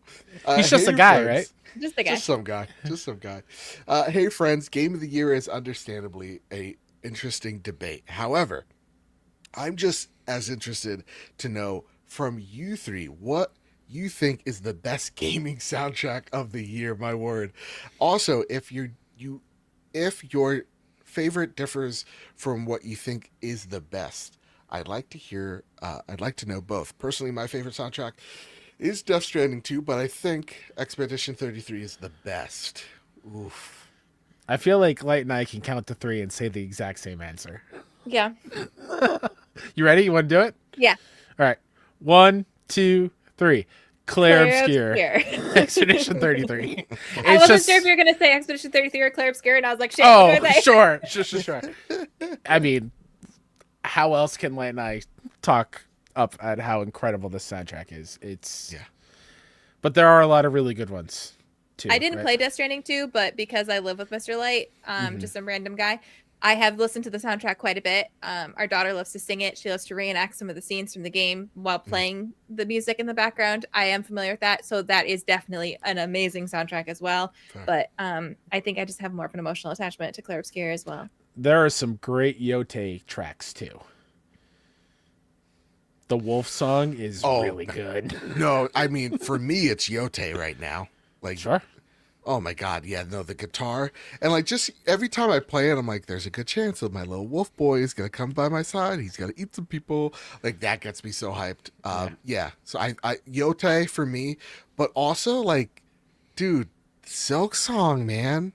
The little fella with the chime, you know, yeah. He's great. She's great. Sherman? No, Sherman? Sherman's a dude. Yeah. There was some fierce debate. Wait, Sherman's a dude? No. Yeah. No. No.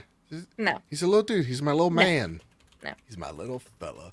No. Dark Saturn writes, if console wars are over, and this is the last question of the evening.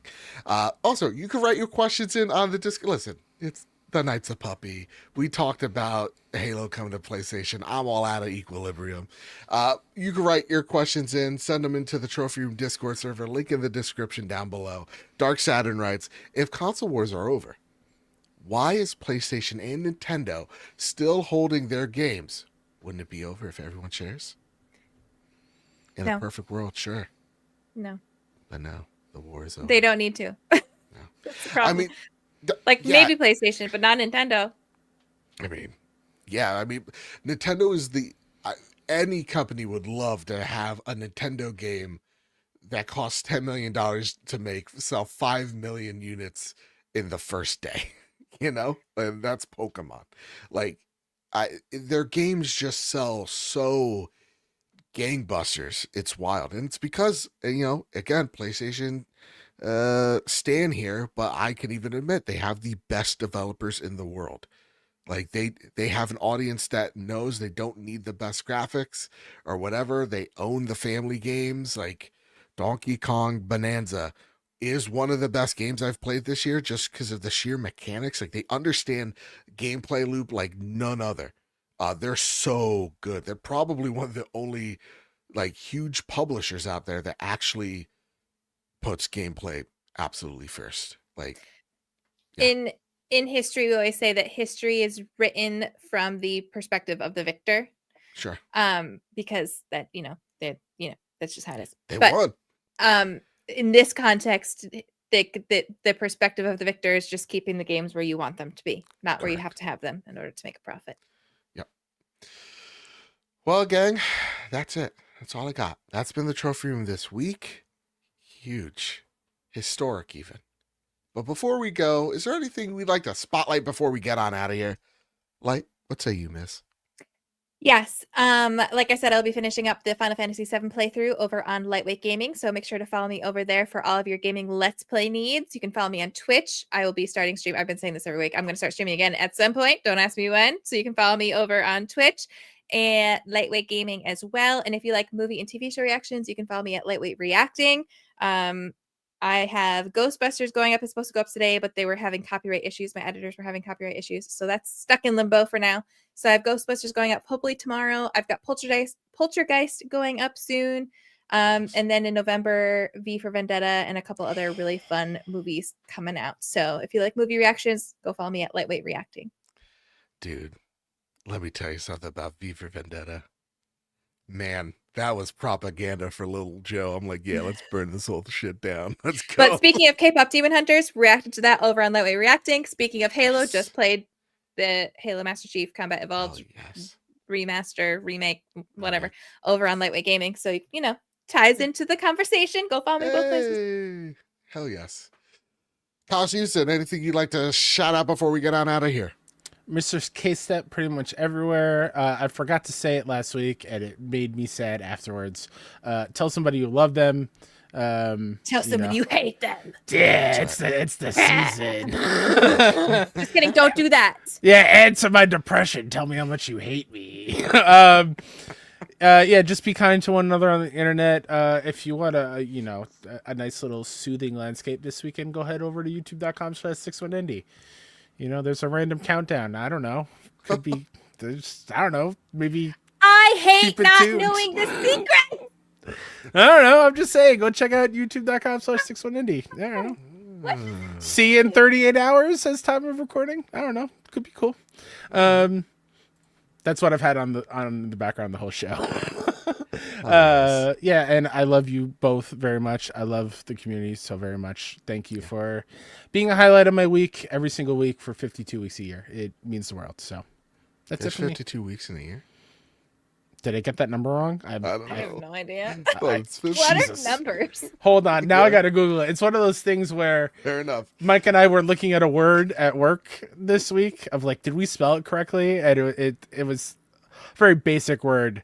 But it's like the How I Met Your Mother episode where they keep saying bowl over and over again until it sounds gum. weird. It's gum. Say gum so many times. Why is gum like what? Yeah. What? Yeah. No. We're like, Well, gang, listen, you can follow me over at Mr. Badbit on Twitter and Blue Sky. You can follow this show on both places at PS Trophy Room. You can leave us a 5-star review over on Apple Podcasts and Spotify. You can leave a like, share, subscribe over here on youtube.com. And yeah, I'm working on a YouTube video as we speak. I'm going to try to get a cadence of like one video a week. It may be a review of one thing one week, maybe me talking about news another week. I'm getting back into it.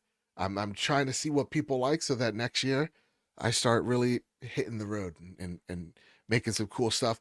And also, maybe be on the lookout for a true proper review of a thing that I've been very excited for in the coming weeks. So there you go. Very excited. Also, about that. before we go, because our country is a joke, Nisa says donate to food pantries as well if you can. Please. There's a lot of systems in place. I know my family will be personally impacted with my sister and the girls. So if you can donate food pantries to food pantries, that would be awesome of you. So Especially with the holidays coming up. yes, absolutely. 110%. I didn't get the reference until you said it. That said, yeah, tell someone you love them, do some good in the world, all that good stuff. With all that said, with all that out of the way, everybody, I love y'all. Keep your wits about you. Keep hunting and keep playing PlayStation. Bye. I love you.